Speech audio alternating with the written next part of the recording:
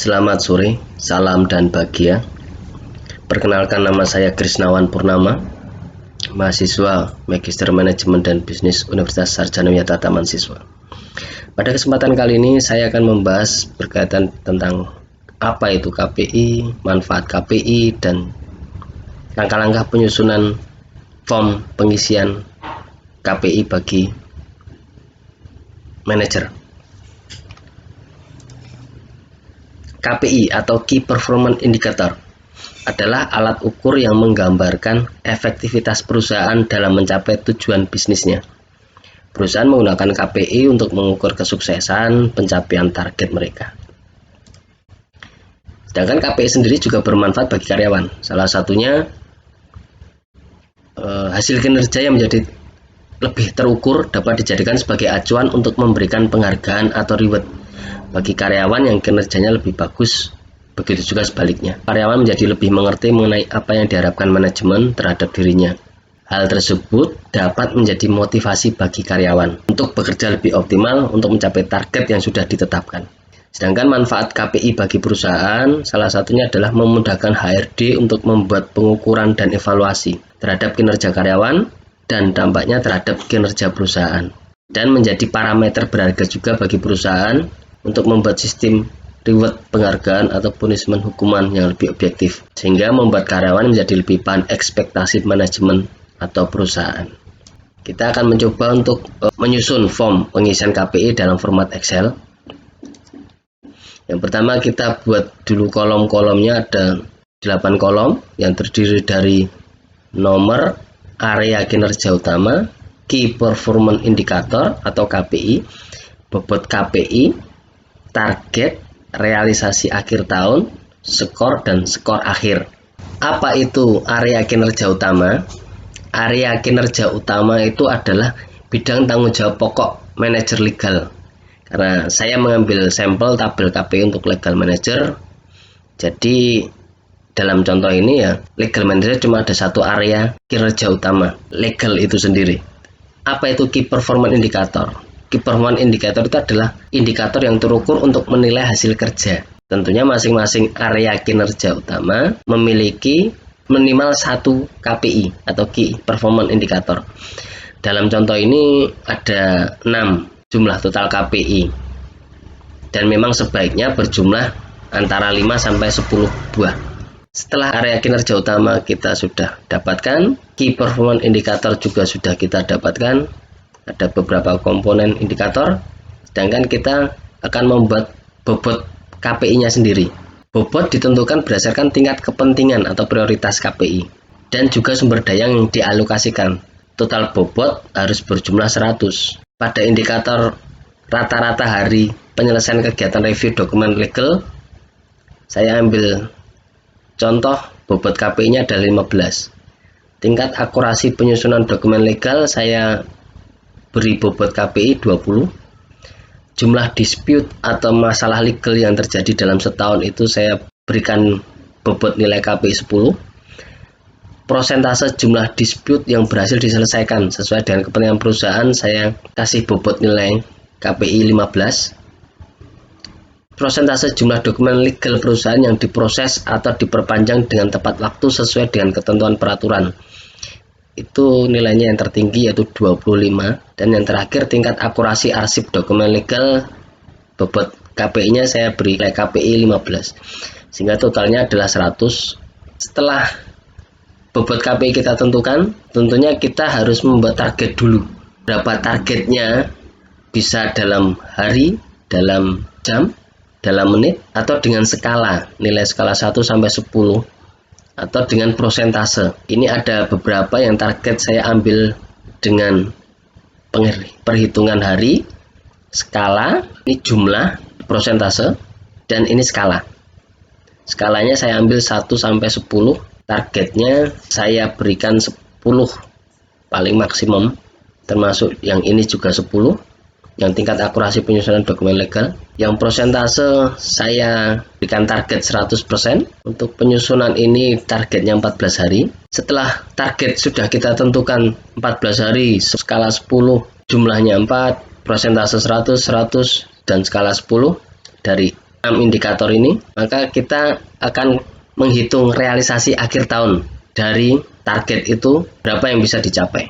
Setelah realisasi akhir tahun ini kita buat, tapi tentunya untuk mengukur realisasi akhir tahun itu adalah akumulasi dan rata-rata dari realisasi tiap bulan. Dari tabel ini kita dapat ketahui bahwa area kinerja utama yang tadi legal cuma ada 1, KPI-nya itu ada 6, bobot KPI tadi sudah ditentukan, targetnya juga sudah ditentukan. Januari, Februari, Maret, dan seterusnya sampai Desember itu adalah pencapaian tiap bulannya. Seumpama rata-rata hari penyelesaian kegiatan review dokumen legal, targetnya adalah 14 hari. Ternyata pada bulan Januari bisa mencapai di 13 hari untuk satu dokumen. Di bulan Februari 14 hari, 15 hari bulan Maret, 14 hari bulan April, dan seterusnya sampai di Desember 13. Dari semuanya itu, dari Januari sampai Desember dapat diambilkan rata-rata bahwa realisasinya adalah 14 hari. Secara otomatis adalah target dan realisasi sama. KPI yang kedua, indikator tingkat akurasi penyusunan dokumen legal. Ini skala 1 sampai 20. Targetnya adalah maksimum di 10. Dari Januari sampai September dapat terpenuhi dengan maksimum 10, pada bulan Oktober 9 dan Desember 9 diambil rata-ratanya 9,8. Rata-rata realisasi tiap tahun, 1 tahun dari Januari sampai Desember. Terus indikator yang berikutnya adalah masalah legal yang terjadi dalam setahun. Targetnya adalah 4 masalah. Ternyata pada bulan Januari, Februari, Maret, April itu ternyata tidak ada masalah, 0, nihil. Tapi pada bulan Mei 1, bulan Agustus 1, bulan Oktober, November, Desember 1. Jadi rata-rata ternyata jumlahnya ada 5. Secara otomatis bahwa capaiannya ternyata masalah yang timbul adalah 5, melebihi target yang ditentukan.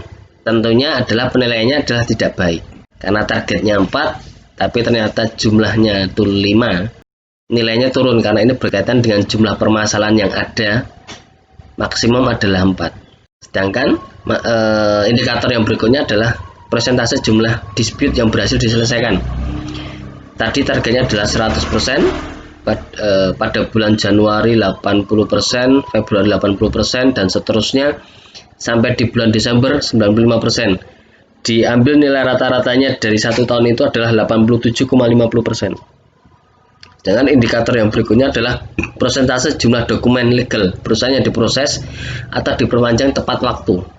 Targetnya adalah 100% tentunya. Dari pencapaian realisasi tiap bulan Januari, Februari sampai dengan Desember tidak ada yang sampai 100%. Ada di kisaran 85 sampai 90 dan maksimum di 98% pada bulan Juli. Kita ambilkan rata-rata nilainya adalah 91% pencapaian realisasinya 1 tahun itu. Untuk indikator yang terakhir, tingkat akurasi dokumen arsip dokumen legal.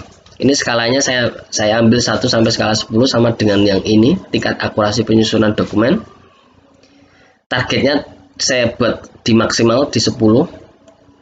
Ternyata dari bulan Januari sampai dengan bulan Desember cuma 1 yang memenuhi targetnya, yaitu 10 Desember nilainya. Lainnya 8 dan 9. Sehingga nilai rata-ratanya adalah 9. Setelah realisasi akhir tahun tadi kita dapatkan dari nilai akumulasi rata-rata pencapaian kinerja tiap bulan, kita akan menghitung setelah itu adalah skor. Skor ini didapat dari realisasi dibagi target dikalikan 100. Dari rata-rata hari penyelesaian kegiatan review dokumen legal didapat skor 100. 14 dibagi 14 dikalikan 100. Hasilnya 100. Tingkat akurasi penyusunan dokumen legal realisasinya 9,8, targetnya 10, skornya 98.